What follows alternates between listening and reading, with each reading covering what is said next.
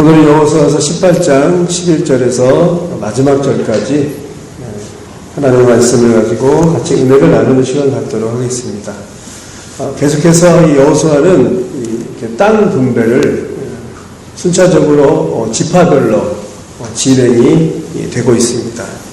유다 지파, 그 다음에 에브라임, 므낫세에 이어서 이제 세 번째로 오늘 베냐민 지파가 땅 분배를 받는 그런 내용입니다. 12지파를 쭉 살펴보면 가장 크게 땅을 분배받은 지파가 바로 유다 지파입니다. 그리고 그 다음이 요셉 지파인 므낫세와 에브라임 지파입니다. 아마도 여러분이 가지고 있는 성경 가장 앞쪽이나 혹은 뒤쪽에 보면 이스라엘 가나안 땅에 땅 분배한 그런 지도가 있는 그런 성경이 있을 것입니다. 그것을 보면 가장 많은 그런 땅을 받은 지파와 그 다음에 적게 받은 그런 땅의 지파를 대략적으로 알 수 있습니다. 가장 적게 받은 지파가 바로 세 지파가 있는데 이사갈, 스불론, 그리고 오늘 땅 분배를 받은 바로 베냐민 지파입니다. 굉장히 아주 적은 그런 땅을 오늘 분배를 받게 됩니다. 이 베냐민 지파의 땅 분배받은 지역을 살펴보면요, 요단강 서쪽에 있는 아주 중앙에 아주 작은 그런 곳입니다. 그래서 마치 그 땅의 그 모양새를 보면 누운 가래떡처럼 이렇게 가로로 넓게 하지만 작은 그런 땅을 분배를 받게 됩니다. 동서로는 25마일 그리고 남북으로는 15마일 정도의 이렇게 누운 가래떡처럼 이런 모양으로 그렇게 땅 분배를 받게 됩니다. 하지만 누가 봐도 상당히 적은 그런 땅을 분배를 받게 됩니다. 그래서 자칫 우리가 성경을 보다 보면 약소하고 적은 그런 베냐민 지파이기 때문에 힘없는 지파다라고 생각을 할 수가 있습니다. 그러나 베냐민 지파는 결코 그런 지파가 아님을 먼저 말씀을 드립니다. 야곱은 일찍이 요셉을 따라 애굽에 내려가서 살 때 그때 죽기 전에 그 아들들에게 축복을 하게 됩니다. 축복의 예언을 창세기 49장 27절에 보면 이 베냐민에 대해서 이런 축복을 하게 됩니다. 베냐민은 물어뜯는 일이라 아침에는 빼앗은 것을 먹고 저녁에는 움킨 것을 나누리로다. 굉장히 좀 호전적인 그런 지파라고 하는 것을 이미 창세기 49장에 야곱은 먼저 죽기 전에 그렇게 예언을 했습니다. 양이나 염소처럼 초식동물처럼 그렇게 얌전한 그런 지파가 아님을 벌써 이 야곱의 이 예언을 통해서 그렇게 말을 해주고 있습니다. 앞으로 큰 소리를 치는 그리고 힘있는 호정적인 이리와 같은 그런 지파가 될 것이다 라고 그렇게 야곱은 죽기 전에 예언을 했습니다. 뿐만 아니라 모세의 예언에도 아주 굉장히 중요한 그런 내용을 담고 있습니다. 모세도 죽음 직전 요단 동편 이 모압 평지에서 이스라엘 이 12지파를 하나하나 이렇게 축복을 하게 됩니다. 신명기 33장 12절에 이 베냐민 지파에 대해서 이렇게 축복을 하게 됩니다. 베냐민에 대하여 일러스되 여호와의 사랑을 입은 자는 그 곁에 안전히 거하리로다. 여호와께서 그를 날이 맞도록 보호하시고 그로 자기 어깨 사이에 처하게 하시는도다. 마지막에 자기 어깨 사이에 처하리로다라고 하는 이 내용은 위치적으로 굉장히 좀 끼어있는 그런 상황, 불안전한 그런 상황을 말해주고 있습니다. 즉 오늘 보면은 베냐민이 땅 분배를 받은 그곳이 굉장히 아주 중요하지만 그래도 불안전한 그런 상황의 땅이라고 하는 것을 이미 모세가 예언을 했었습니다. 그러나 그곳에서 하나님의 은혜 가운데 안전히 거하리로라고 그렇게 예언을 하게 됩니다. 환경을 극복하고 하나님의 은혜 가운데 그렇게 충분히 이겨낼 수 있는 지파가 된다라고 하는 것을 그렇게 모세가 예언을 했습니다. 이것은 역사적으로 사사기 20장에 보면 베냐민의 그 용맹성을 말해주고 있습니다. 사사기 20장에 보면 이 11지파와 이 베냐민 지파가 싸우고 대결하는 그런 내용이 나옵니다. 이 전력을 보면은 17대 1의 그런 전력으로 싸움을 하게 됩니다. 첫 번째로 이들은 이스라엘 11지파와 싸우게 될 때 무려 22,000명을 죽이게 됩니다. 이 베냐민 지파가. 그리고 두 번째로는 18,000명을 그렇게 또 죽이게 됩니다. 11지파 대 1지파. 그리고 전력으로 보면 17대 1이었지만 이 베냐민 지파의 용맹성이 그곳에서 고스란히 드러납니다. 물론 세 번째 전투에서 하나님의 은혜 가운데 이 11지파가 베냐민 지파를 다시 역전시키고 거꾸로 들이는 그런 내용이 나옵니다만 이 사사기서 20장의 이 베냐민 지파와 11지파의 싸움을 보더라도 이 베냐민 지파의 용맹성을 성경은 충분히 말해주고 있습니다. 오늘 본문 21절에서 28절을 보면 이 베냐민 지파의 성읍에 대해서 소개를 하게 됩니다. 21절에서 베냐민 자손의 지파가 그들의 가족대로 받은 성읍들은 여리고와 베토글라와 에메구시아와 해서 28절까지 쭉 설명을 합니다. 동부로 12개, 서부로 14개, 그래서 총 26개의 성읍으로 구성됐다는 것을 설명을 하고 있습니다. 사실 땅이 적기 때문에 다른 지파에 비해서 이 성읍의 숫자는 그렇게 많은 숫자는 아닙니다. 그런데 여러분 잘 읽어보시면 굉장히 낯익은 그런 성읍들이 나옵니다.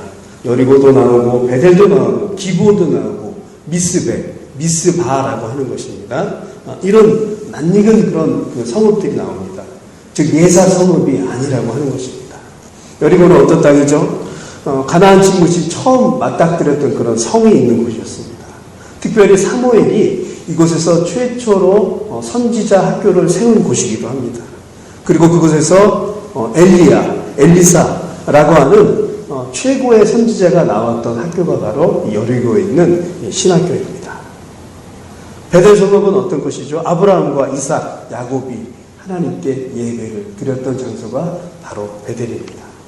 야곱이 궁극에 처해 있고 힘들 때마다 이 베델이라고 하는 곳에서 하나님의 만지심을 경험했던 곳이 바로 베델입니다.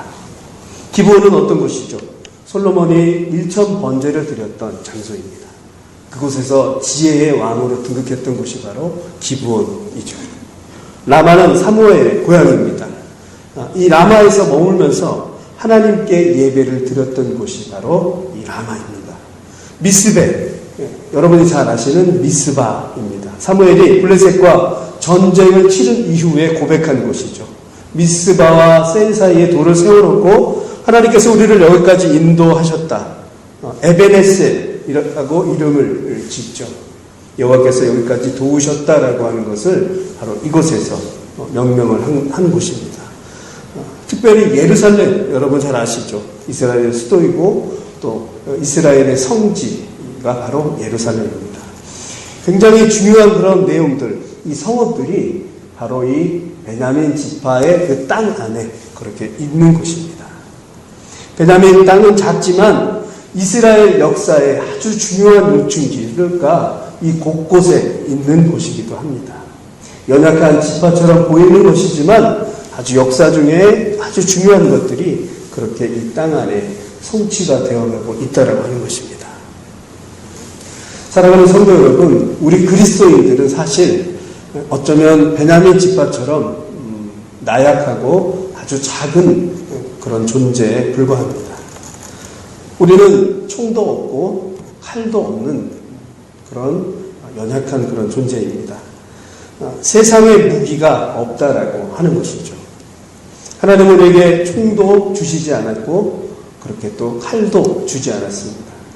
오늘 본문에 보면 그렇게 넓은 땅도 소유하지 않은 게 바로 우리들의 모습입니다. 그것은 우리뿐만이 아니라 바로 예수님의 모습도 예수님의 그 모습을 통해서도 우리는 발견할 수 있습니다. 힘없고 약해 보이는 그 자체가 바로 예수님이셨습니다. 예수님은 자신이 머리 둘 곳조차 없다라고 그렇게 말씀을 하셨습니다. 그분은 가장 비참하고 가장 험한 십자가의 자리까지 그렇게 걸어가신 분이 예수님이셨고 죽음까지 당하셨던 분이 바로 예수님이셨습니다. 가장 낮은 종의 취급, 인간의 짓밟힘마저도 마다하지 않으신 분이 바로 작은 예수님이셨다라고 하는 것입니다. 그래서 빌립보서 2장 6절에서 8절은 이렇게 말씀을 하고 있습니다. 그는 근본 하나님의 본체시나 하나님과 동등됨을 취할 것으로 여기지 아니하시고 오히려 자기를 비워 종의 형체를 가지사 사람들과 같이 되셨고 사람의 모양으로 나타나사 자기를 낮추시고 죽기까지 복종하셨으니 곧 십자가에 죽으십니다. 가장 작고 가장 낮은 자리로 그렇게 예수님은 임하셨다라고 하는 것입니다. 어쩌면 자신이 지은 그런 인간으로부터 영광과 찬양을 받아야 할 그런 예수님은 반대로 가장 작고 가장 낮은 심지어 죽음까지 그렇게 이루셨다라고 하는 것입니다. 그런데 성경은 이것을 어떻게 표현하고 있죠? 가장 비참하고 가장 낮은 그런 모습이지만 하나님께서 예수 그리스도를 가장 높은 자리로 올려주셨다라고 하는 것입니다. 빌립보서 1장 9절에서 11절을 보면 이름으로 하나님이 그를 지극히 높여 모든 이름에 뛰어난 이름을 주사 하늘에 있는 자들과 땅에 있는 자들과 땅 아래에 있는 자들로 모든 무릎을 예수의 이름에 꿇게 하시고 모든 입으로 예수 그리스도를 주라 시인하여 하나님 아버지께 영광을 돌리게 하셨느니라. 겉으로 보기에는 비참하고 연약했던 예수 그리스도셨지만 가장 영광스러운 자리로 하나님께서 그렇게 올려주셨습니다. 이렇게 성경이 그렇게 말해주고 있습니다. 사랑하는 성도 여러분, 우리 그리스도인들은 겉으로 보기에는 총도 없고 칼도 없고 그리고 적은 땅을 소유해 보일 만한 그런 연약한 존재들입니다. 그러나 우리 안에 예수가 있고 우리가 예수와 함께 동행하며 산다면 예수님과 같은 그런 영광, 위대한 그런 상황으로 우리가 살아갈 수 있다라고 하는 것입니다. 사랑하는 성도 여러분, 우리는 그리스도 안에서 그래서 우리의 약함을 인정할 줄 알아야 됩니다. 그럴 때 주님께서 우리에게 강함으로 이끌어 주신다라고 하는 것입니다. 고린도후서 6장 8절에서 10절 사도 바울은 우리 크리스찬들에 대해서 이런 정체성으로 고백을 합니다. 우리는 속이는 자 같으나 참되고 무명한 자 같으나 유명한 자, 죽은 자 같으나 보라 우리가 살아있고 징계를 받은 자 같으나 죽임을 당하지 아니하고 근심하는 자 같으나 항상 기뻐하고 가난한 자 같으나 많은 사람을 부욕해 하고 아무것도 없는 자 같으나 모든 것을 가진 자로다. 사도 바울은 오히려 이 작음의 모습에서 훨씬 더 위대하고 하나님의 자녀로서 큰 모습을 이렇게 설명을 해주고 있습니다. 하나님의 능력은 우리의 약함 속에서, 우리의 작음 속에서 일하심을 오늘 본문을 통해서 알아야 할 것입니다. 베냐민은 보기에 참 굉장히 그 어깨 사이에 있는 작은 땅이었고 보잘것없는 그런 땅의 소유자였었지만 그러나 하나님이 이들의 역사를 보면 그렇게 쓰시지 않았다고 하는 것입니다. 우리 또한 주님과 동행한다면 그렇게 된다라고 하는 것을 오늘 본문을 통해서 그렇게 말씀을 해주고 있습니다. 고린도후서 10장 3절에서 5절 우리가 육신으로 행하나 육신을 따라 싸우지 아니하노니 우리의 싸우는 무기는 육신에 속한 것이 아니요 오직 어떠한 견고한 진도 무너뜨리는 하나님의 능력이라. 하나님의 능력 안에 있으면 우리는 어떠한 것도 이겨낼 수 있다라고 하는 것입니다. 말씀을 마무리하도록 하겠습니다. 사랑하는 성도 여러분, 오늘 베냐민처럼 우리의 작고 힘없음을 오히려 하나님 앞에 드러내시길 바랍니다. 그러나 주님 안에 있을 때 우리의 연약함이 강해질 수 있습니다. 오히려 우리의 약함 속에서 하나님은 일하신다라고 하는 것입니다. 그것이 바로 하나님의 능력입니다. 오늘 하루도 우리의 약함 가운데 일하시는 주님을 경험하는 그런 저와 여러분이 되시기를 간절히 바라겠습니다.